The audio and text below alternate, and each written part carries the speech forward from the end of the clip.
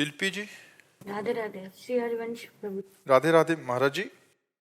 महाराज जी कह रहे हैं कि इनके पति आपको सुनते हैं, बट इनका अध्यात्म में थोड़ा कम झुकाव है, और वो जबरदस्ती इनको लगाना चाहते हैं कि तुम भी भगवत मार्ग पे चलें, और इसमें कभी कभी वो क्रोध कर देते हैं और छोटी छोटी बातों पे लड़ने लग जाते हैं। महाराज जी मुझे क्या करना चाहिए ऐसे में? देखो, पत्नी के प्रथम भगवान पति हैं। आज हमारे धर्म को नहीं समझा जाता, इसीलिए परेशानियां हो रही। और पति का प्राण पत्नी है। अर्धांग का मतलब होता है, वामांग होता है ना, तो बाएं अंग में ही तो दिल है। पूरा प्राण माना जाता है पत्नी को, और पत्नी का भगवान पति, ये हमारे भारत देश की शैली है, ये हमारे धर्म की बात है।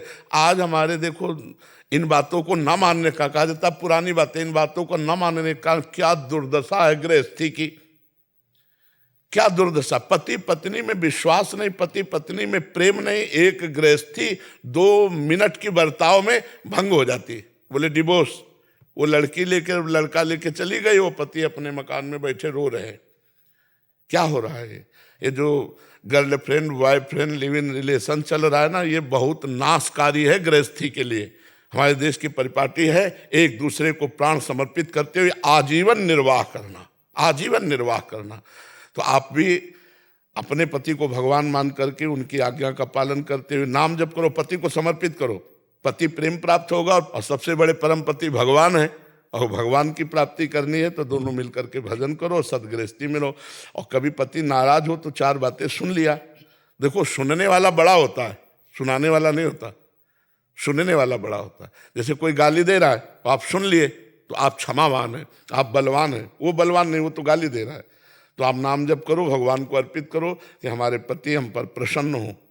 पति की प्रसन्नता, और पति को चाहिए कि जीवन में जो भी हम कर्तव्य कर्म करें, सलाह लेके करें पत्नी से, और उसके मन की कामना को पूर्ण करें, क्योंकि उसका हाथ आपने लिया है, उसने आपका हाथ नहीं लिया। पाणी ग्रहण में ऐसे होता है कि आज से सारी जीवन की तेरी जिम्मेवारी मैं लेता हूं।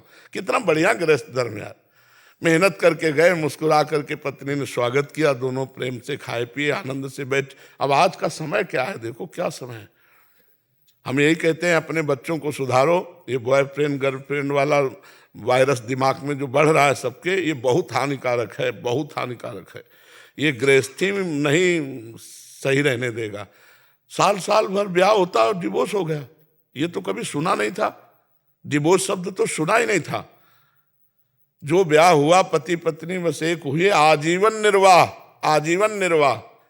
हमारे भारत की मर्यादा है यार।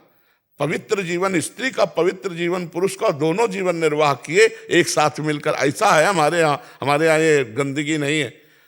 अब ये बातें कौन समझ रहा है? ये बॉयफ्रेंड गर्लफ्रेंड वाला समय ये समझ रहा है कि हमारा पवित्र जीवन नष्ट हो गया, अब मैं किसी के काबिल नहीं रह गई। जी बहुत बढ़ रहा है, इसका कारण? इसका कारण ये देखो, शास्त्र और संत ये 2 ही समाज के सुधारक है। शास्त्र कोई पढ़ नहीं रहा, मोबाइल का जमाना है, और संतों की कोई मान नहीं रहा, और जो मान रहे हैं वो सुधर रहे हैं। जो मान रहे हैं वो सुधर नहीं, तो कैसे समाज सुधरे? सब बाहर चला जा रहा है मोबाइल में। मोबाइल में सब बाहर चला जा रहा है, क्योंकि मोबाइल में पूरा गलत संस्कार भी है, अच्छे संस्कार भी। अच्छे कौन देखना चाहता है? गलत ही गलत सीरीज और फिल्में, गंदी गंदी बातें, तो गंदगी बढ़ती चली जा रही। और नए जमाने के बाहर की हवाएं आती हैं। अब देश विदेश सब जाना होता है तो वहीं के संस्कार बन रहे हैं। खान पान गलत है, बुद्धि भ्रष्ट है, माता पिता का आदर नहीं, गुरुजनों का आदर नहीं, शास्त्र स्वाध्याय नहीं, इसलिए भ्रष्ट हो रहा है समाज। अब जो बड़े बड़े संत हैं वो सब अपनी अपनी सीमा में हो गए, क्योंकि जान रहे संसार बड़ा विचित्र है। साधु पहले भ्रमण करते थे, अब भ्रमण करें तो कह देंगे बच्चा चोर है, मार डालेंगे। अरे बच्चा चोर है तो बंदी बना लो, दिन में जांच कर लेना, भारत के ही तो है। नहीं, मार डाला लाठी डंडों से। तो साधु महात्मा अगर गांव गली जाए तो कहो कहते बच्चा चोर है, मार डालें। तो सुधरेंगे कहाँ से? समाज सुधरेगी संतों के वचन से, शास्त्र स्वाध्याय से, अच्छे आचरण से। अच्छे आचरण कहाँ से आएंगे जब तक अच्छा संग नहीं होगा? और संग है वही कुसंग, गंदी बातें हैं। तो हमें लगता है कि गृहस्थी बड़ी समस्या में है। ब्याह हुआ, पति पत्नी में प्रेम नहीं, पत्नी दूसरे को प्यार करती, पति दूसरे को प्यार, कैसे गृहस्थी चलेगी? कैसे कुल परंपरा चलेगी, कैसे संतान चलेगी, आप विचार करके देखो। तो इसलिए हमें लगता है कि अगर माता पिता भी और बच्चे दोनों सुधरना चाहें तो बहुत अच्छी बात है। हमारा समाज उन्नति को प्राप्त हो, नहीं तो अवनति को प्राप्त हो रहा है, बहुत अवनति को। आप बच्चों के सामने जो बातें कर रहे हैं उनका संस्कार पड़ रहा है, आप बच्चों के सामने जो नशा कर रहे हैं संस्कार पड़ रहा है। आप जैसे संस्कारों से युक्त होकर गर्भ धारण कराएंगे वैसे बच्चा पैदा होगा। आपके संस्कार ठीक नहीं तो बच्चों के संस्कार कहाँ से ठीक हो जाएंगे। जब गर्भ में बच्चा आ जाए उस दिन से ब्रह्मचर्य रहना चाहिए गृहस्थी को। जब तक बच्चा ना हो जाए और समय ना आवे तब तक उसे ब्रह्मचर्य कौन रहता है। तो बच्चों के संस्कार वही काम के वही गंदे संस्कार पड़ेंगे, क्योंकि जैसे माता पिता के संस्कार वही बच्चों में जाते हैं।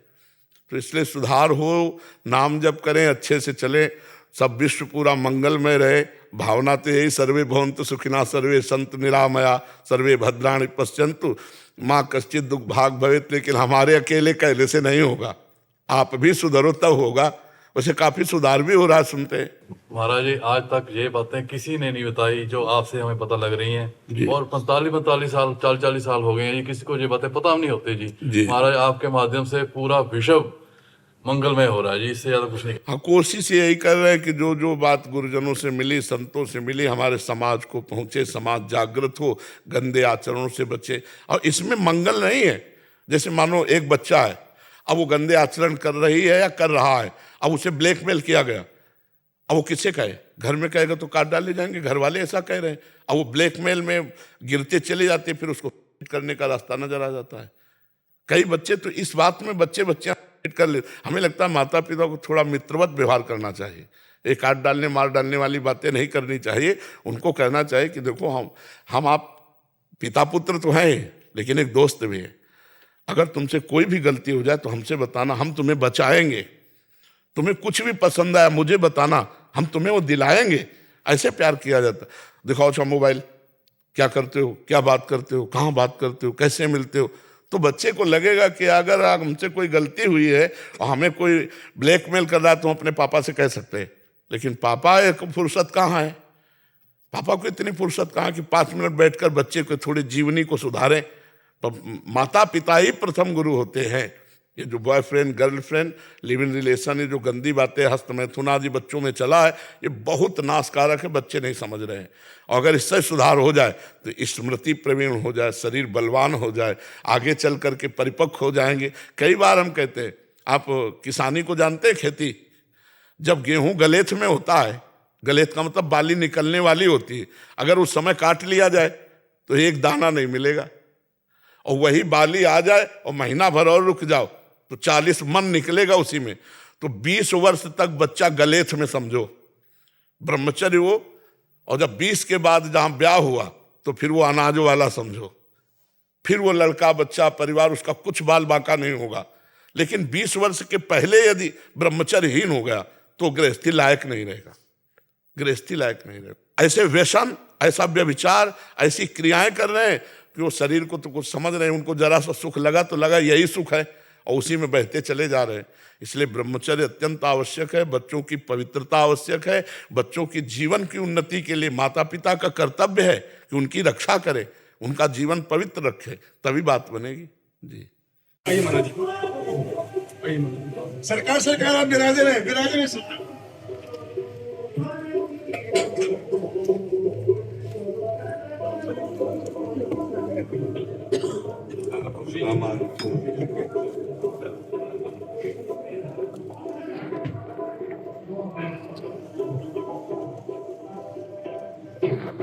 आज सरकार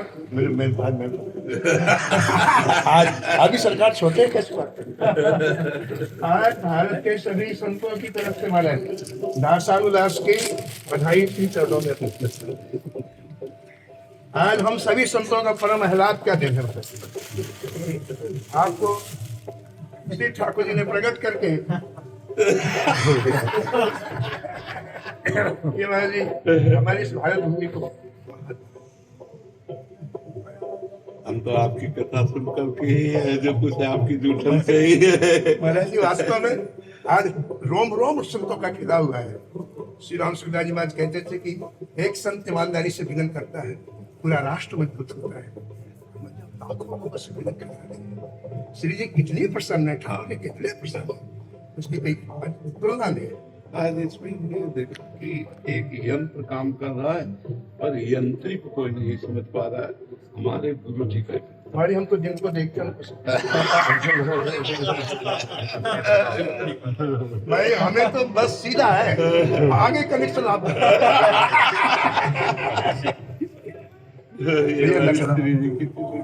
भाई जी हमारी जानकी जी ने आज विशेष रूप से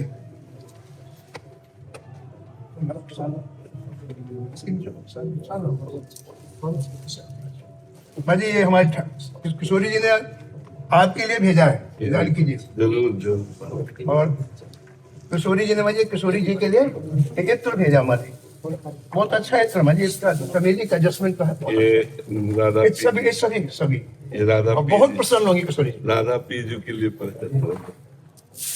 हेमा जी अभी आप छोटे हैं, ये बधाई है।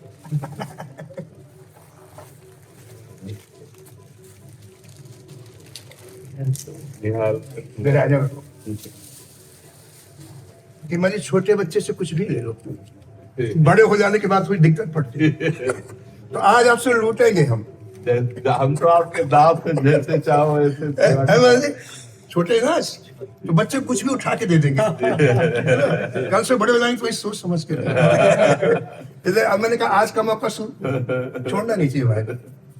एक पंक्ति लिखी मैं जी भक्ति माल में, हरिदासन भक्तन हित धन जननी एक है जननी। हरि और संतों के लिए वो माँ धन्यवाद है जिसने ऐसे पुत्र का प्रसव किया। आज हम उन माँ का भी स्मरण करते हैं महाराज जिन्होंने ऐसे लाल को उत्पन्न किया है। और ये ठाकुर जी के बनाए हुए भक्तवान में कई बार आया है कि ऐसे महापुरुषों को ठाकुर जी भेजते, उनका निर्माण है, क्योंकि प्रकृति जन निर्माण में इतनी क्षमता हो ही नहीं सकती महाराज। आप प्राकृतिक संत ही आप प्राकृतिक ऐसी प्रतिभा प्रकट करते हैं, तो आप प्राकृतिक लोगों का ही देन है महाराज जी, और हम लोगों का सौभाग्य है। महाराज जी नारद जी ने ध्रुव जी के पहले ध्रुव की माता का सुगान किया वहां देवताओं की सभा में, रोनी हो तो ध्रुव कहाँ से आ जाए, ऐसे हमारी माता से हो तो माजी का आप कहाँ से आ जाए। आज उनका स्मरण बहुत जरूरी है, उनके चरणों में बार बार तो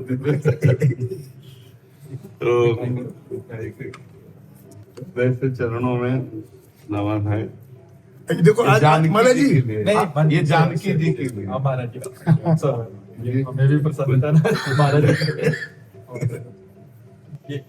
ये आज हमारी इच्छा महाराज जी चलना मत लेके महाराज बिल्कुल बिल्कुल महाराज आज नहीं, आज हम लूटेंगे तो नहीं हम दोबारा होंगे आज भाई, आज हमारा दिन है, आज आप बोल नहीं सकते अभी तो आज जन्मदिन में कैसे बोल देंगे आप। राधा रानी की, श्री महाराज जी की, श्री महाराज जी की। ऐसे रस बरसाते रहे इन्हीं चरणों की में ही निवेदन भाजी, वैसे ही आनंद करते रहे भाई। अगर आपका हाथ पीछे है तो आगे प्रकाश ही होता नहीं नहीं भाई आनंद ही आनंद। हाँ महाराज जी प्रियदास जी लिखा, आवत है संत तो होत है अनंत, अनंत शब्द लगा दिया, मुझे उसके लिए व्याख्या ही नहीं।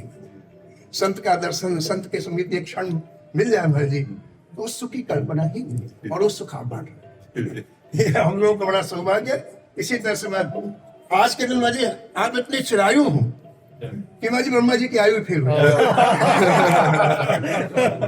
उस लोगों को बांटना है तो मुझे ब्रह्मा जी की आयु फेल होनी चाहिए।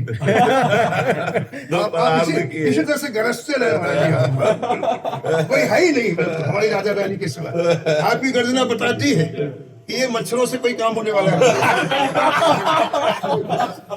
यहाँ सिंह चाहिए डालने वाले, हमारे जी वही काम करते हैं। ठीक मजा आपका बड़ी महाराज जी को जाओ साथ बड़ी ठीक है आगे। पूनम जी दिल्ली से। महाराज जी आपके चरणों में कोटि कोटि नमन। गुरुदेव एक जिज्ञासा है कि क्या भगवत प्राप्ति से पहले देह भाव से रहित होना संभव है, अगर हाँ तो कैसे? चिंतन किसका प्रश्न है? चिंतन, देह का चिंतन जब तक है तब तक भगवत प्राप्ति असंभव है। जब हमारा भगवत चिंतन इस कोटि का हो, अनन्य चेता सततम यो माम स्मरति नित्यशः तस्याहम सुलभा पार्थ नित्य युक्तस्य योगिनः। हे पार्थ, जो मेरा अनन्य चिंतन करता है, अनन्य, कोई भी वस्तु व्यक्ति स्थान भगवान से रहित चिंतन न होने पावे। वस्तु व्यक्ति स्थान जड़ चैतन्य नानात्व जितना है, ये सब भगवान का स्वरूप है। और निरंतर भगवान का गाढ़ चिंतन, तो देह भाव छूट जाएगा। जब हम निद्रा में होते हैं तो देह भाव होता है क्या? देह अलग होता है। जब हम स्वप्न में होते हैं तो स्वाप्निक देह में अभिमान होता है। लेकिन भजन ऐसी वस्तु है कि जागते हुए निद्रा जैसी स्थिति, गाढ़ निद्रा में जैसे हमें शरीर का भान नहीं रहता, ऐसे भजन की गाढ़ स्थिति में हमें ये होश न हो मैं कौन हूँ कहाँ हूँ, तब वो उत्तम भजन की स्थिति मानी जाती है। माला चलाना, बातचीत करना, संसार का साथ में चिंतन करना अच्छा है, ना करने से अच्छा है। लेकिन भजन जिसे कहते हैं भगवत प्राप्ति के लिए, वो ये है कि जैसे नींद में हमें अपने शरीर का होश नहीं रहता, ऐसे जागृत अवस्था में भगवान में ऐसे तन्मय हो गया कि शरीर का होश नहीं। उसका अभ्यास करना होता है। बहुत समय किया हुआ अभ्यास तब परिपक्व अवस्था लाते हैं। धीरे धीरे नाम जप को बढ़ाता जाए, धीरे धीरे नाम जप में मन लगाता जाए, और जब मन डूबने लगेगा, जिसे तन्मय स्थिति कहते हैं, तन्मयहा, भगवान में तन्मय। अब आँख खुली है बंद, उसे पता ही नहीं क्या हो रहा है, कौन, वो तन्मय है भगवान की रूप माधुरी, गुण माधुरी, लीला माधुरी नाम में। तब देह भाव रहित होकर वो भगवत साक्षात्कार होता है। भगवत साक्षात्कार होने के बाद तो फिर स्थिति ही रहती है, भगवदाकार स्थिति रहती है। रूप छके घूमत रहें, तन को तनिक न भान, नारायण दृग जल बहे, यह है प्रेम पहचान। नारायण स्वामी कहते हैं भगवान का रूप नेत्रों में समा गया, तन का स्मरण ही नहीं है, नेत्रों से प्रेमाश्रु बह रहे, यही प्रेमी का लक्षण है। रूप छके घूमत रहें, तन को तनिक न भान, नारायण दृग जल बहे, यह है प्रेम पहचान। विरह कमंडल कर लिए, बैरागी दो नैन, मांगत दरस मधु करी, छके रहत दिन रैन। रात दिन भगवदानंद में जो तृप्त है, उन्हें शरीर शुद्धि कहा। शरीर शुद्धि तो देहाभिमानी विषयी पुरुष की होती है, जो भगवत विमुख होता है। जितना हम भगवत विमुख है, उतना ही शरीर आसक्त है, और जितना भगवान के चिंतन में है, उतना ही शरीर राग हम काट रहे हैं। प्रतिपल हम अपना शरीर राग काट रहे हैं, जैसे राधा राधा राधा, तो मानो हम मोटे शरीर राग को धीरे धीरे काट रहे हैं। एक एक बंधन कटता जा रहा है। एक एक कवल भोजन पाने से जैसे भूख की निवृत्ति और शरीर की पुष्टि, तुष्टि पुष्टि क्षुधा निवृत्ति, तीनों जैसे एक साथ होते, ऐसे शरीर से वैराग्य, संसार शरीर से वैराग्य, भगवान से प्रेम और स्वरूप का ज्ञान, तीनों एक साथ होता जाता है। जैसे तुष्टि पुष्टि क्षुधा निवृत्ति एक एक कवल से होती जाती है, ऐसे एक एक भजन से संसार से वैराग्य, भगवान से प्रेम, अपने स्वरूप का बोध, ये होने लगता है। तो खूब प्यार पूर्वक भजन करो, देहाभिमान की चिंता मत करो। जब नाम जब ऐसा होने लगेगा कि हमें स्वाद आने लगते, एक नशा है भगवान के नाम में, उस नशे में सब भूल जाता है। तभी तो उन्मत्त अवस्था आती है। न लाज तीन लोकन की, न वेद को कहो करे, न शंख भूत प्रेत की, न देव जच्छते डरे, सुने न कान और की, दृश्य न और इच्छना। न कोई इच्छा है, न कोई बातचीत, भगवान में तन्मय, शरीर की शुद्ध भूली हुई, परमानंद में मगन। तो बोले फिर ऐसी स्थिति में संसार के कार्य कैसे होंगे? तो संसार के कार्य वैसे ही होंगे जैसे एक संसारी पुरुष करता है, वो नहीं करता है। भगवान उसके हृदय में बैठकर सब कार्य कराते हैं, वो तो भगवान में तन्मय है। जैसे अर्जुन का रथ भगवान हाँक रहे, ऐसे ही भगवान उसके हृदय में बैठकर पूरा कार्य कराने लगते हैं। जो इतना भजनानंदी हो, भगवान के सिवा और कोई स्मृति ही नहीं रह गई, वो उस महापुरुष के हृदय में भगवान स्वयं प्रकाशित होकर उसकी जो जिम्मेवारियां हैं वो कार्य करने लगते हैं। शरीर दिखाई देता उस व्यक्ति का, लेकिन अंदर स्वयं श्री कृष्ण बैठकर सब कार्य करते हैं। पूर्वाग्रह दुर्वाग्रह कैसा छूटेगा इससे? सब नष्ट हो जाएगा। केवल एक जगह लक्ष्य लगाओ, भजन। भजन लक्ष्य लगा लो कि अब जैसे हम वर्तमान में राधा जप रहे हैं, तो जो रीलें चल रही हैं पूर्व की या आगे भविष्य की, वो सब डिलीट हो जाएंगे। करके तो देखे भजन।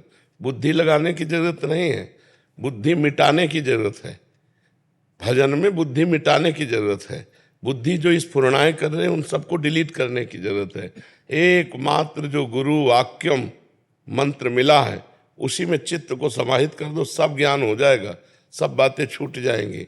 और ऐसे चाहे जितना विचार करते रहो, और जब माया आक्रमण करेगी तो चारों खाना चित्त गिरा देगी। और भजन हो रहा है, कुछ विचार नहीं है, तो माया का कोई प्रभाव ही नहीं पड़ेगा। आप देख लो भजन करके, तो ये जो हमारा भूत भविष्य का चिंतन है ये स्वाभाविक नष्ट हो जाएगा। हम केवल धैर्यपूर्वक एक बात पकड़ ले कि मुझे भजन करना है बस। बाबा जी बने हैं या गृहस्थी में भक्त बने हैं तो भजन के लिए बने हैं, सिर्फ भजन। हमारा केवल लक्ष्य भजन हो और हम सब भूल जाएं। भाई जी हनुमान प्रसाद पोद्दार जी ने एक पद में लिखा, हमें बुद्धिहीन बना दो हे भगवान। लोग मानते हैं कि हमें बुद्धिमान बना दो, वो कह रहे हैं मुझे बुद्धिहीन बना दो। केवल आपके नाम के सिवा और मेरी बुद्धि में कुछ रह ही न जाए। अब इससे बड़ी स्थिति क्या हो सकती है कि केवल भगवान का नाम। देखो इतने बड़े बुद्धिमताम वरिष्ठम हनुमान जी महाराज है ना, यत्र यत्र रघुनाथ कीर्तनम तत्र तत्र कृतमस्तवांजलि, और अश्रु प्रवाह करते हुए भगवान का नाम कीर्तन सुन रहे, भगवान का नाम कीर्तन कर रहे। इससे बढ़कर के कोई वस्तु नहीं। यत्र यत्र रघुनाथ कीर्तनम तत्र तत्र कृतमस्त कांजलम वाष्पवारि परिपूर्ण लोचनम मारुतिम नमत राक्षसांतकम। अश्रु बहाते हुए हनुमान जी महाराज सिया राम सिया राम सिया राम स्वयं जपते हैं, और जहाँ नाम कीर्तन होता है वहाँ विराजमान होते हैं। सबका सार है भगवान के किसी एक नाम में जो गुरु जी ने दिया है उसमें तन्मय हो जाए। देखो राम राम नहीं कह पाते थे, मरा मरा मरा, और ब्रह्मर्षि पदवी प्राप्त की, नहीं प्राप्त की। ज्यादा बुद्धि न लगा के अगर भजन किया जाए तो स्थिति आ जाएगी। और बुद्धि लगाओ तो इतने शास्त्र रूपी जंगल है कि पूरा जीवन भटकते रहो, हाथ कुछ नहीं लगेगा। बुद्धि प्रवीण हो जाएगी, तर्क वाद विवाद में प्रवीण, लेकिन आत्मानंद का अनुभव तो नहीं होगा। आत्मानंद तो भजन करने वाले को प्राप्त होता है। जितना अधिक भजन करो, मौन शांत निर्विघ्न, बस निकल गए, माया से निकल गए। और जो बहुत प्रवचन करने में फंसा, बहुत ज्ञान में फंसा कि हम बहुत ज्ञानी हैं, तो विज्ञानी नाम चेतांसी देवी भगवती हिसा बलादा कृष्ण मोहाय महामाया प्रचति। जो ज्ञानिन कर चिता पर ही बरियाई विमोह बस करे। जबरदस्ती बलाद अपने में आसक्त कर ले वो भगवान की माया है। शिव विरंच का मोह है को है वह पुराण, बड़े बड़े भगवत स्वरूपों को भी आकर्षित करने की सामर्थ्य माया रखती है। बड़े बड़े भगवत स्वरूपों को, अपने लोग तो जीव है, भगवत स्वरूपों को आकर्षित कर लेते। इसलिए खूब नाम जप करे, भगवान की शरण में रहे। अभिषेक जी जम्मू से। राधे राधे जी श्री हरिवंश महाराज जी जैसे सपने में हर पीड़ा सत्य लगती है, एक मानसिक रोगी को मन इंद्री की रची जो भी बातें होती हैं सत्य लगती हैं, वैसे ही अगर भगवत प्राप्ति हो जाए तो कैसे पता चलेगा कि ये सत्य है या माया का रचा हुआ? नहीं, सत्य तो सत्य, उस त्रिकाल सत्य है। जैसे स्वप्न में जब आप होते हैं तो देह तो होता नहीं है ये स्थूल। आप होते हैं क्या स्वप्न में? ये वाला शरीर नहीं होता ना, एक शरीर असत्य हो गया ना। अब जो स्वप्न में आपको मिला वो दूसरा शरीर था, स्वाप्निक शरीर, उसमें दुख सुख सत्य भास रहा था। और जब लौट के अपने शरीर में आए तो वो असत्य हो गया ना। तो ये दोनों असत्य है ना सत्य। और भगवान त्रिकाल सत्य है, वो जागृत में भी सत्य है, स्वप्न में भी सत्य है और सुषुप्ति में भी सत्य है। त्रिकाल लज्ञ है, त्रिकाल तीनों लोकों में वो सत्य है। तो जब वो सत्य का अनुभव होगा तो उसमें संशय नहीं रह जाता, उसमें अनुभव ही सत्य होता है। सत्य में कहीं कोई प्रश्नवाचक चिन्ह नहीं होता। जैसे स्वप्न में आपने भोजन पाया तो जब जगोगे तो कलेवा करने का मन हो जाएगा, क्योंकि पाया नहीं था, उसमें झूठा था नहीं। और जब आप स्वप्न में गए भूखे थे, जबकि खा के शयन किए, तो वो भी भूख झूठी थी। लेकिन जागृत में जब आप भूख लगी और पाया तो तृप्ति का अनुभव होगा कि नहीं होगा? फिर थोड़ी होगा कि हम थोड़ी देर बाद कलेवा करेंगे, नहीं भाई 5-6 घंटे थोड़ा चाहिए जब डट के भोजन पा लिया। तो सत्य वस्तु ब्रह्म का जब बोध होगा तो किसी के प्रमाण की जरूरत नहीं होगी, अपने आप अनुभव हो जाएगा। और दूसरी बात होती है कि इसीलिए गुरु का वर्णन किया जाता है कि जो हमें अनुभव हो रहा है ये सत्य है या भ्रम, तो तस्मात् गुरु प्रमाणम, तो वो गुरु प्रमाण देंगे उस बात का। जैसे श्री सुखदेव जी को ब्रह्म बोध हुआ, सत्य वस्तु का बोध हुआ, तो ये लगता ही है कि यही ब्रह्म स्थिति है या और इससे ऊपर है। तो व्यास जी से पूछा तो व्यास जी ने देखा कि इनकी सही स्थिति का निर्णय जनक जी करेंगे।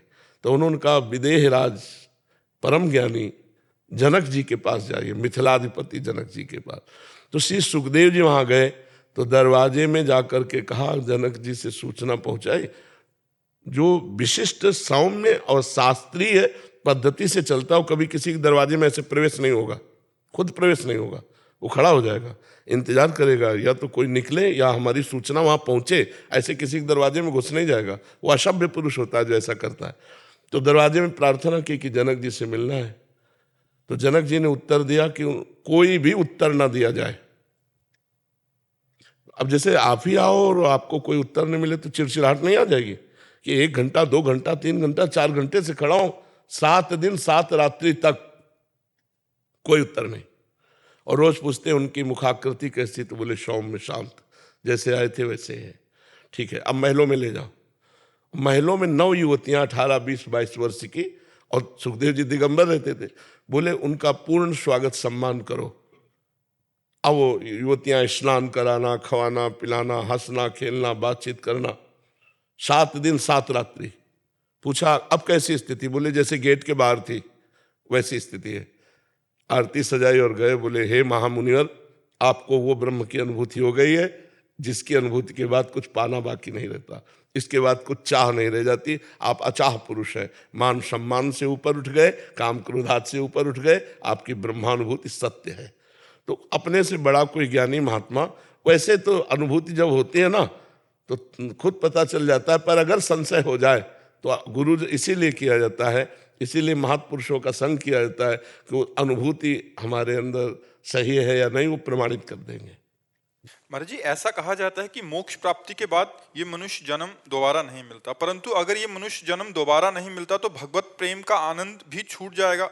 हाँ, इसीलिए तो जो प्रेमी जन वो मोक्ष नहीं चाहते।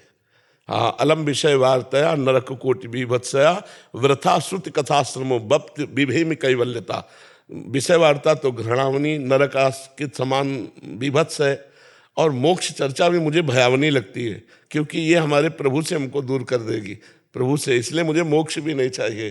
तो मोक्ष से फिर डरता है प्रेमी, वो मोक्ष नहीं चाहता। उसे पिशाचवत कहा, जैसे पिशाच किसी के लग जाए तो आनंद हटा देगा। इसीलिए भरत जी भी कहते हैं धर्म न अर्थ न काम रुचि गति न चाहो निर्वाण जन्म जन्म रति राम पद यह वरदान। मुझे मेरा बार बार जन्म हो पर भगवान राम जी के चरणों में प्रीति हो।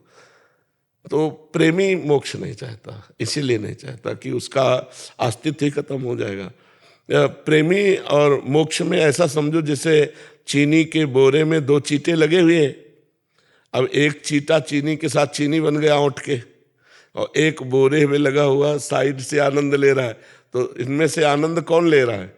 जो साइड में लगा हुआ है। जो चीनी बन गया ब्रह्म रूप मोक्ष हो गया, और जो भक्त बनकर भगवान का रसास्वादन कर रहा है वो प्रेम का रसास्वादन कर रहा है। प्रवीण जोशी जी। श्री हरिवंश महाराज जी। महाराज जी, आपके प्रवचनों में सुना है कि गुरुदेव चित्त में बैठ जाते हैं। इसमें शिष्य का कितना प्रतिशत है जो अयोग्य है और भोगों में के प्रति बहुत ज्यादा आकर्षित है? आज का सत्संग सुना है क्या? उत्तर तो मिल ही गया होगा अगर सत्संग सुना होगा। आज का सत्संग सीधे वकालत थी, प्रभु से वकालत थी, अगर उसको पकड़ पाओ तो पकड़ो कि आपकी ही माया है और आपके ही हम हैं। अगर आप माया को नहीं डांटोगे तो हम पिसते चले जाएंगे। आपको डांटना पड़ेगा, अपनी माया को डांटना पड़ेगा। नाथ जीव तब माया मोहा, सो निस्तरी तुम्हारी छुहा। तो वास्तविक बात तो यह है कि हमको केवल ऐसे होना है। हम ऐसे नहीं हो पाते हैं। हमारा कर्तृत्वाभिमान, भोक्तत्व भाव, ये हमको ऐसे ऐसे हो जाओ, निहाल हो जाओगे। बंधन केवल देहाभिमान का ही है, कर्तृत्वाभिमान का है। अहंकार विमूढ़ आत्मा कर्ता हमिति मन्यते, ये अहंकार ही सब दुखों की जड़। संस्कृति मूल शूल प्रदनाना, सकल शोकदायक अभिमाना। ये गुरु की शरण में, अगर संत की शरण में, भगवंत की शरण में हम इस अपने अहंकार को समर्पित कर पावे तो हम निहाल हो जाए। हम कुछ नहीं कर पाएंगे, आखिरी बात है, हम कुछ नहीं कर सकते। अगर कुछ कर सकते हैं तो अपना बिगाड़ सकते हैं। अब आप जानो, हे नाथ मेरे बनाए ना बनेगी कोटि कल्पनो, आपके बनाए बनेगी पल पाओ। 5 मिनट चूक को ये नहीं कहेगा कि बेचारा 50 साल से लड़ रहा है, 5 मिनट हार गया, नहीं बख्शेगा। महाराज, साधु का जीवन क्या होता है, साधक का जीवन क्या होता है, वो वही जानता है जो असलियत में चलता है। जो बैलेंस बना के खा पी के चल रहे हो तो बात अलग है, जो संयम से चल रहे हैं। अब इसके बाद भी मन की गति सुधरना ही नहीं चाहती। लाख बार समझाओ ये भगवान की झूठी माया है, इसमें मन लगा के अपना समय नष्ट करना, जीवन नष्ट करना है। थोड़ी देर तो समझ में आता, फिर वही फिर वही। तो इसलिए महाराज, आप ही अपनी माया को डांट दो, मेरे बस की बात नहीं है। ये आखिरी में आता है, ये आखिरी शरणागति है, और शरणागति ही भगवत प्राप्ति है। जब हम किसी काम के नहीं रह जाते, सुनेरी मैंने निर्बल के बलराम, तभी बात बनती है। नहीं तो कहीं ना कहीं अपबल तपबल और बाहुबल चौथो बल है दाम, ये बना ही रहता है। विद्या रूप महत्व कुल धन यौवन अभिमान, सठ कंटक देखे जहां रहे न भक्ति निदान। ये भगवान की कृपा से केवल सुधरना क्या है जानते हो? अहंकार मिटना है बस।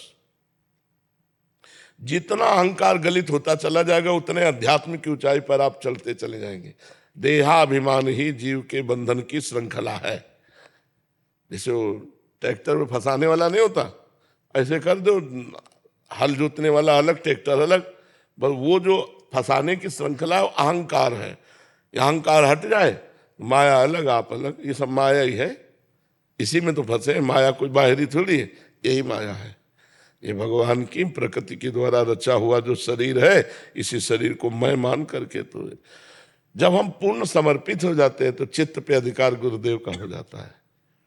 किसी के नामे अपनी जमीन कर दे तो अधिकार उसका नहीं हो जाएगा। तो तन मन प्राण गुरुदेव को समर्पित, अब गुरुदेव का अधिकार हो गया तो तुम्हारे मन को पकड़ लेंगे, तुम्हारे चित्त को पकड़ लेंगे। पहले तुम्हारी परीक्षा होगी कि तुमने नामे कर दिया कि नहीं। अगर आया कि मेरे साथ, तो मतलब प्रॉपर्टी आपकी है, अब आप संभालिए। मैंने तो कुछ बुरा ही नहीं कहा, बेमतलब हमें डांट दिया, डांट करके बाहर निकाल के खड़ा कर दिया। तुम्हारे को अभी डांट लग रही है क्या? तुम्हें बुरा लग रहा है क्या? अच्छा बुरा लगना इसका मतलब अभी आपने कुछ दिया नहीं है। अगर तन मन प्राण समर्पित कर दिए तो गुरुदेव अहंकार को चकनाचूर कर देते हैं। समर्पण से शुरू होगा अहंकार का नाश का प्रक्रिया। अब वो गुरुजनों के भाव है, कैसे नष्ट करें? ज्ञान दे के नष्ट करें या आपको वास्तविक प्रक्रिया में ला के नष्ट करें? और अहंकार नष्ट हुआ, भगवत प्राप्त हो गया। सारा खेल इस अहंकार का है। अहम समर्पित कर दो। तभी कहा गया है, तनुवांग मनोभिरमलई सोहम तयवाश्रिता। शरीर से, मन से, वाणी से निर्मल होकर मैं आपकी शरण में हूँ। समझ पा रहे भैया? सदगुरु भगवान, आप कहते हैं माया पूरे शरीर हमारा माया ही है, शरीर है। आपकी तबीयत का देखता हूँ, मैं लंदन में रहता हूँ। 2 हफ्ते पहले आपने देखा, तबीयत बहुत खराब किया, रोते हैं हम लोग वहां पे। कुछ मतलब पता ही माया है, लेकिन फिर भी रोना आता है, क्या कर सकते हैं? हाँ, माया के 2 विभाग कर लेते हैं।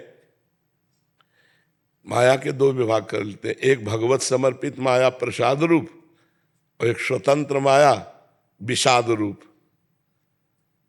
ये प्रसाद रूप है, ये मायाकृत शरीर है पर ये भगवान को समर्पित है। तो प्रसाद का आदर होता है और प्रसाद में प्रियता हो जाती है। ऐसे 1 किलो कोई बर्फी दे तुम ऐसे नहीं मांगोगे, लेकिन मंदिर में जब अगर 1 दोना में वो बर्फी का भोग लगा लिया तो अपने मांगने की इच्छा हो जाती थोड़ा प्रसाद, वो भी तो माया है बर्फी, लेकिन भगवत अर्पित हो गया तो प्रसाद हो गया ना। तो ये जीवन भगवत अर्पित हो गया है, भगवत अर्पित होने के कारण इसमें भगवान का अधिकार हो गया, तो अब इसे माया नहीं कहा जा सकता। ब्रह्मविद ब्रह्मैव भवति, जो ब्रह्म को जान लेता है, जानत तुम्हें तुम्हें हो जाए, तो फिर शरीर भी ब्रह्म स्वरूप हो जाता है, शरीर भी ब्रह्म स्वरूप हो जाता है। पारस के स्पर्श से लोहा सोना बन जाता है, ऐसे भगवत चिंतन के प्रभाव से संतों का शरीर माया नहीं है, संतों का शरीर भगवान का प्रत्यक्ष सानिध्य है। बुध मंगलमय संत समाजू, जो जग जंगम तीर्थ राजू। चलते फिरते तीर्थराज प्रयाग है भगवान के संत। एक है कि जाके गोता लगाओ और एक है देख के गोता लगाओ। चलते फिरते दर्शन मात्र से तुम्हें परम पवित्र कर दे भगवान के प्रेमी जन। तो भगवान के भक्तों को शरीर जो मिला है उसे भगवत प्रसाद स्वरूप कर चुके हैं, इसलिए उनका शरीर छू जाए तो पाप नष्ट हो जाए। दरस परस अगनाश बास निज संग, दर्शन मात्र से एक आनंद, स्पर्श मात्र से सर्व पापों का नाश, संभाषण मात्र से ब्रह्मबोध। तात स्वर्ग अपवर्ग सुख धरी तुलाय कंग, तुलन ताय सकल मिली जो सुख लव सत्संग। महापुरुषों के क्षण मात्र के संग से माया का नाश हो जाता है। तो वो माया में कैसे हो सकते हैं? वो माया मुक्त है। नहीं, एक माया है जो प्रसाद स्वरूप है, एक माया है जो विषाद स्वरूप है। अब जैसे एक वस्त्र है, अब इसको बाजार से खरीदो जाके तो उसका क्या महत्व अभी हम आपको दे दें तो आपको कैसा लगेगा? वस्त्र ही तो है ना। अभी हम आपको दे दें तो आप इसको जीवन मानेंगे। अगर थोड़े भी प्रियता रखते हैं हमारे प्रति, बाबा ने अपना वस्त्र में दे दिया, नहीं करेंगे। और बाजार से खरीद ला तो प्रियता नहीं होगी। तो ऐसे ही जो वस्तु भगवान और भक्त को समर्पित हो गई वो माया ना होकर प्रसाद रूप हो जाती है। आप जो देख रहे हो प्रसाद देख रहे हैं, श्री जी का प्रसाद देख रहे हैं, श्री जी के प्रसाद को देख रहे हैं, श्री जी के प्रसाद को सुन रहे हैं और श्री जी के प्रसाद को चख रहे हैं। जो वाणी श्रवण इंद्री के द्वारा जा रही है उसका स्वाद ले रहे हैं। हम लोग महाराज जी अधम हैं, हम लोग श्री जी की कृपा से आपके पास आ गए हैं, लेकिन शायद इतना ज्ञान नहीं अभी तक आ पाया है। हम लोग इस स्थिति से निकले कैसे कि आप जो बोल रहे कि माया है, हम कैसे अपने आप को उस चीज से निकाले कि चलो मेरे गुरु जी हैं। पूरा ठेका दे दो प्रभु को। छोटी छोटी खिड़कियां कहां तक समर्पित करोगे? अगर सत्संग सुनाओ ध्यान से, ठसक रखो कि जहां हमने कहा गले पड़ जाओ प्रभु के, जैसे टूटा हाथ गले हो ना, तो शौचालय में तो गले में बंधा है और आरती कर रहे तो गले में बंधा है, अब वो गले पड़ा है। हम कहीं भी हो प्रभु के सिवा हमारा कोई साथी नहीं, प्रभु के गले पड़ो के गले पड़ है। हम तो आप हमको सोचना ये हृदय मेरा नहीं, ये तो हमने श्री जी को दे दिया। भैया तुम काम को बुलाओ चाहे राम को बुलाओ, तुम्हारा काम राधा राधा वाले फुर्सत, वो काम स्फुरना बंद हो जाएगी धीरे से। देख गांव समाज की जगह में कोई भी अधिकार कर सकता है, कोई भी कर सकता है, लेकिन निजी प्रॉपर्टी पर किसी का अधिकार नहीं हो सकता। तो ये अब निजी प्रॉपर्टी गांव समाज की नहीं है कि जो चाहो अपना अधिकार कर लो।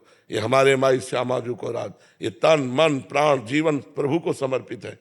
अब काम भी आएगा तो उनसे पास होके आएगा, और जो उनसे पास होके आएगा तो हम राजी है महाराज। अगर आप हमें काम ही रखना चाहते तो हम राजी हैं।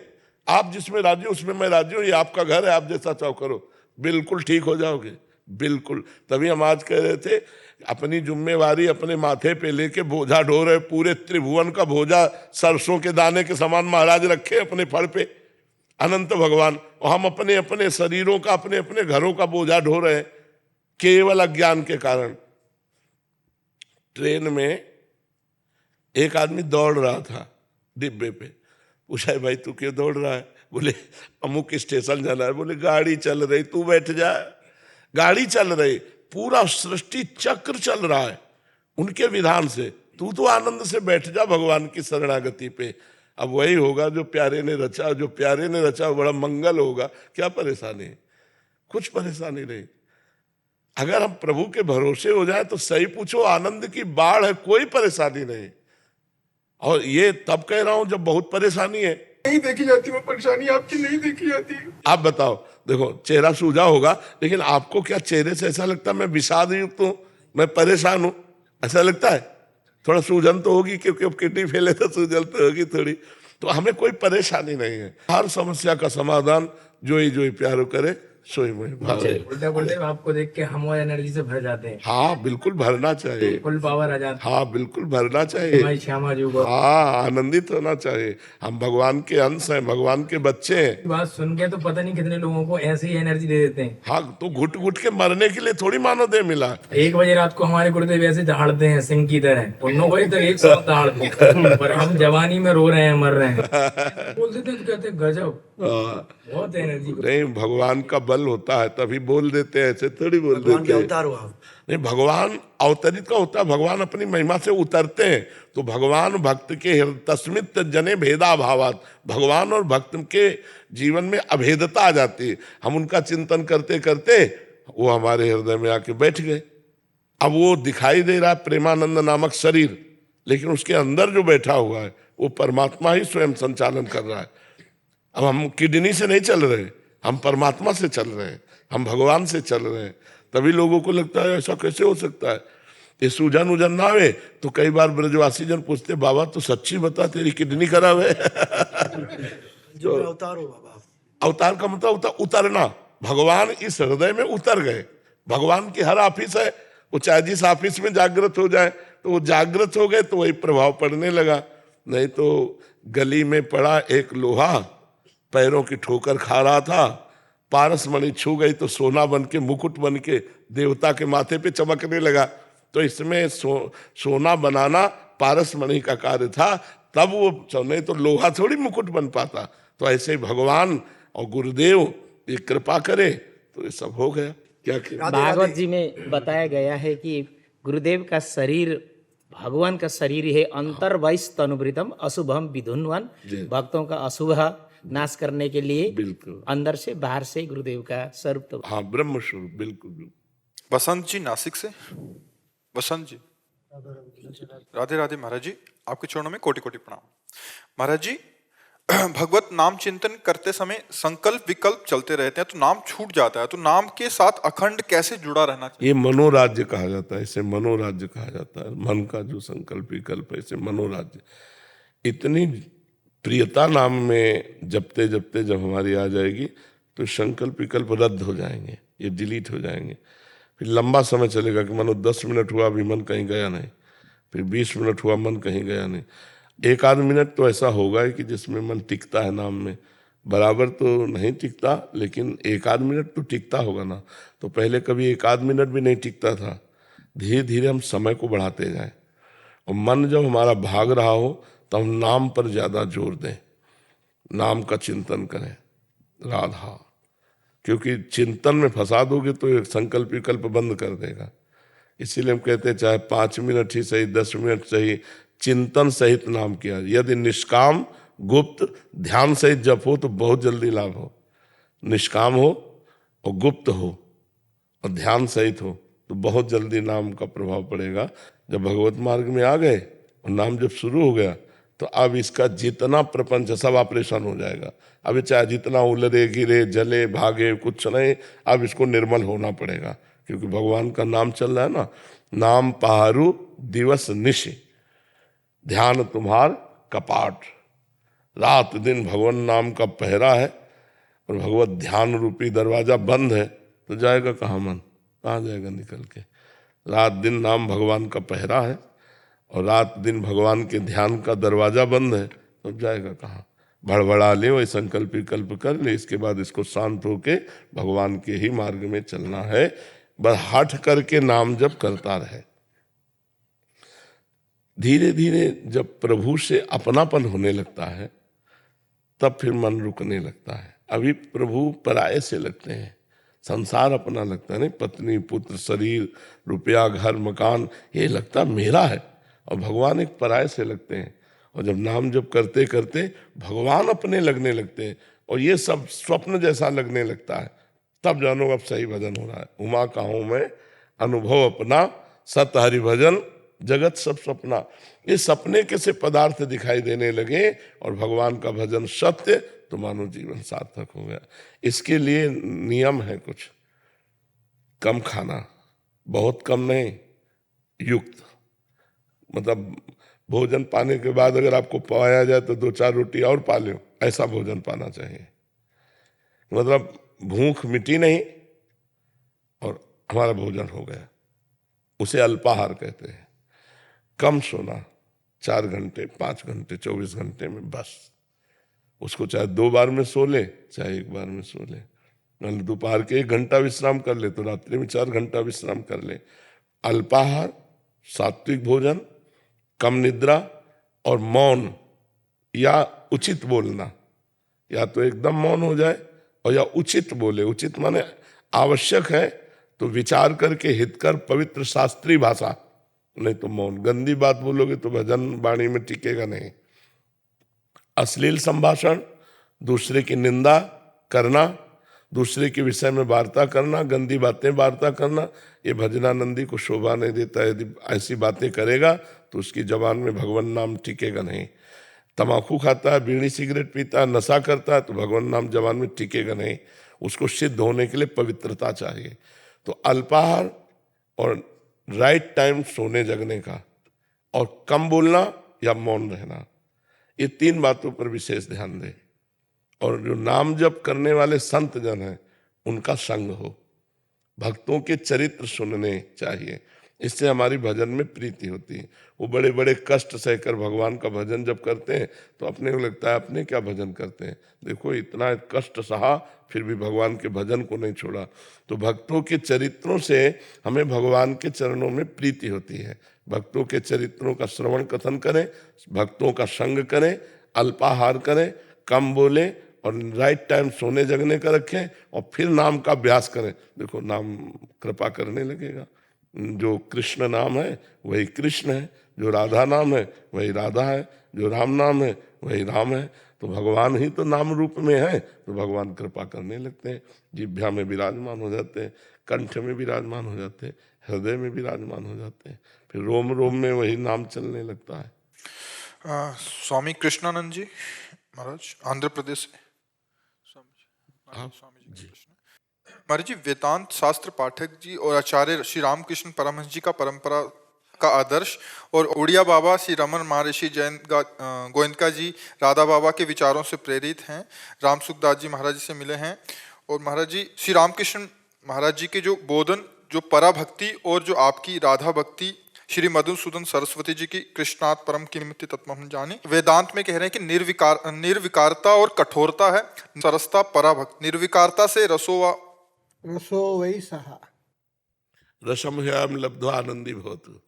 साधना में निरंतरता का बारे में संदेह पूछा पहले सेंटेंस। साधना में निरंतरता, हाँ, साधना में और आगे बढ़ने के लिए जो अभी कहा आप, असंग शस्त्रेण दृढ़ेन चित्वा, और उसके बाद वो उस पर स्थित होने, आत्मनिष्ठ और ब्रह्मनिष्ठ में बिल्कुल लग जाने के लिए पराभक्ति का जो आश्रित लेने से बहुत बढ़िया उपाय होगा। ऐसा कुछ उपाय देने। महाराज जी, आसक्ति अगर साकार उपासक है तो इष्ट के नाम रूप में आसक्ति, और निराकार उपासक है तो स्वरूप आसक्ति। देहासक्ति का नाश, इंद्रियजन्य भोगों के प्रति वैराग्य, और मन का जो संकल्प विकल्प रहित हो जाना है। और अपने जैसे देवर्षि नारद जी ने भक्ति सूत्र में लिखा, तन्मया ब्रह्मविद ब्रह्मवि भवति।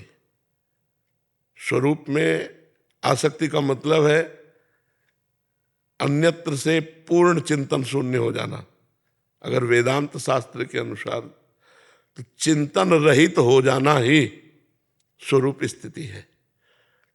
अंतःकरण में बुद्धि का निश्चय खत्म, मन का संकल्प विकल्प खत्म, अहम की वृत्ति जो अंतःकरण की है वो लय को प्राप्त हो रही है, और चित्त चिंतन शून्य हो गया है, तो वो अपने स्वरूप में स्थित है।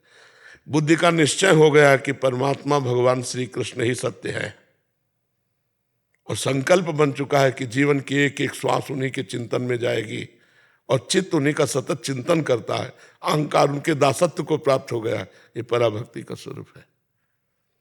आसक्ति ही चिंतन कराती है, आसक्ति ही चिंतन शून्य हो जाती है। जब हम अपने स्वरूप की तरफ देखते हैं तो हमें किसी क्रिया पदार्थ और चिंतन से सुख नहीं मिलना है, क्योंकि जितना भी चिंतन होगा तो चिंतन ही विषय होगा। हम चिंतन से परे हैं, मन बुद्धि चित्त इनसे अतर्क है हमारा स्वरूप। तो जब हमें अपने स्वरूप की तरफ आसक्ति गुरु कृपा से आएगी, या भगवान की तरफ आसक्ति, तो अपना विस्मरण। भक्ति में क्या होता है? अपना विस्मरण होता है। और ज्ञान में क्या होता है? तू का विस्मरण होता है। और माया में क्या होता है? मैं तू में विस्मरण होता है। तो जो ब्रह्म प्राप्त करने की प्रबल लालसा वाले महापुरुष होते हैं, वो अन्य सब विस्मरण करके मैं में समाहित होना है। और जो भक्ति वाले महापुरुष होते हैं, वो मैं का विस्मरण करके आप में समाहित होना है। ब्रह्म नहीं, माया नहीं, नहीं जीव नहीं काल, अपनी हूँ सुदिना रही, अपनी हूँ सुदिना रही, एक रहो नंदलाल।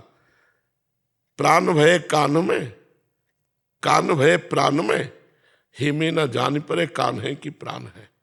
भक्ति की चरम अवस्था।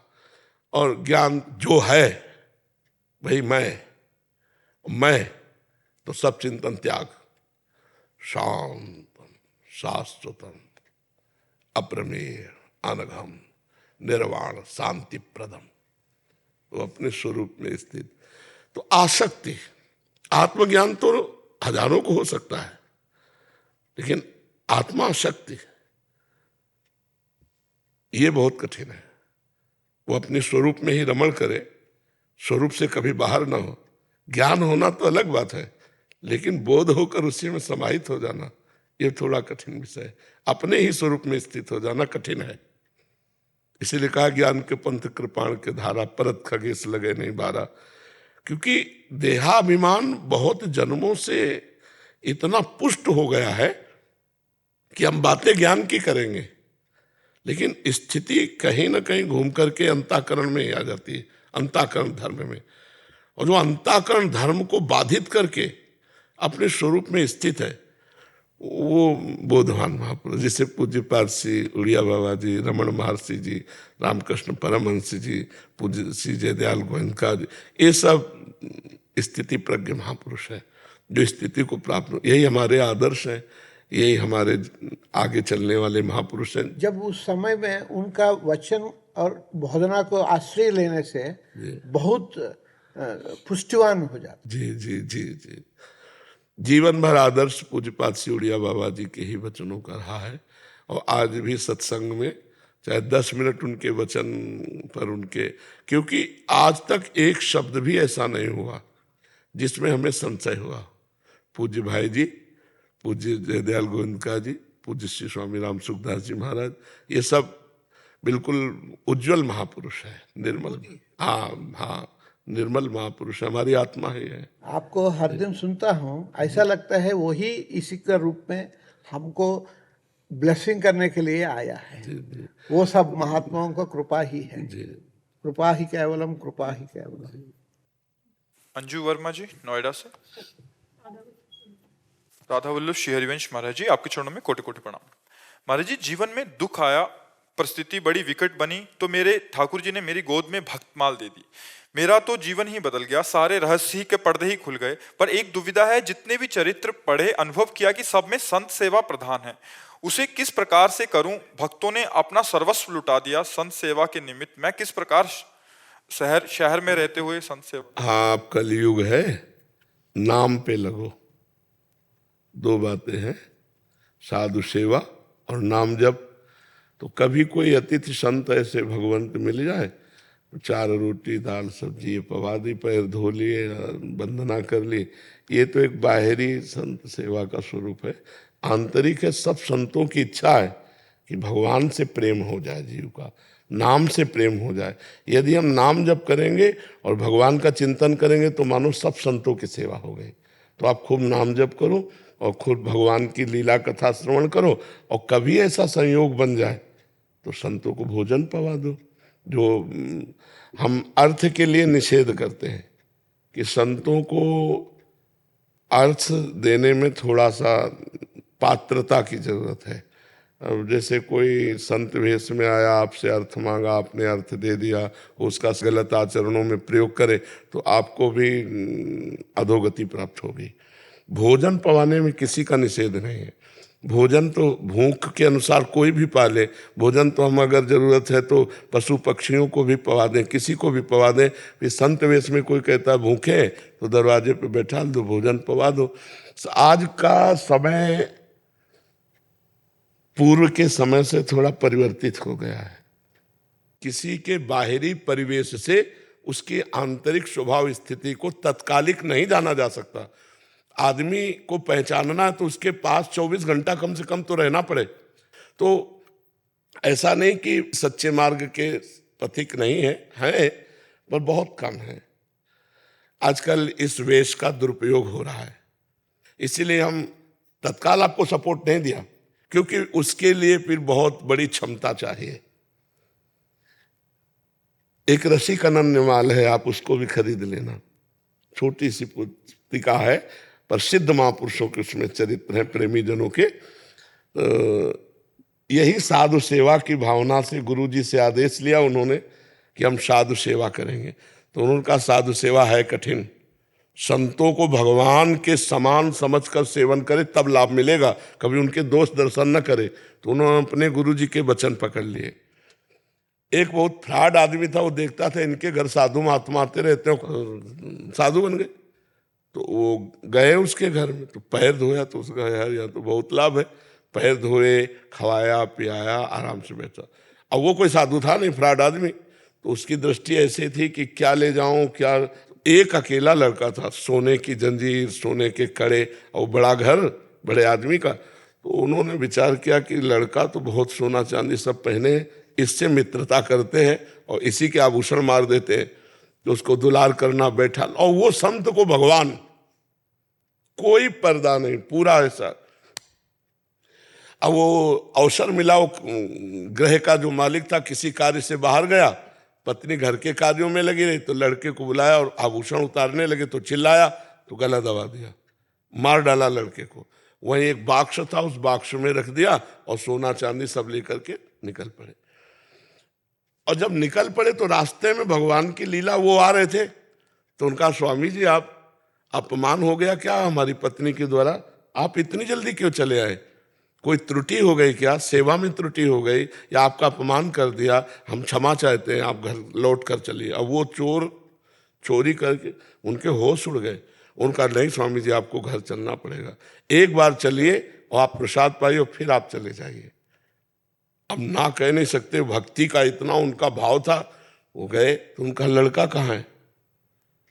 पत्नी ने कहा थोड़ी देर पहले स्वामी जी के पास ही खेल रहा था। तो उनका स्वामी जी लड़का कहाँ है। अब वो चुप, क्योंकि वो तो मार डाले। कहा स्वामी जी हम संतों को भगवान मानते हैं, आप हमारे भगवान हो, आप सत्य बोल दीजिए बिल्कुल निश्चल भाव से।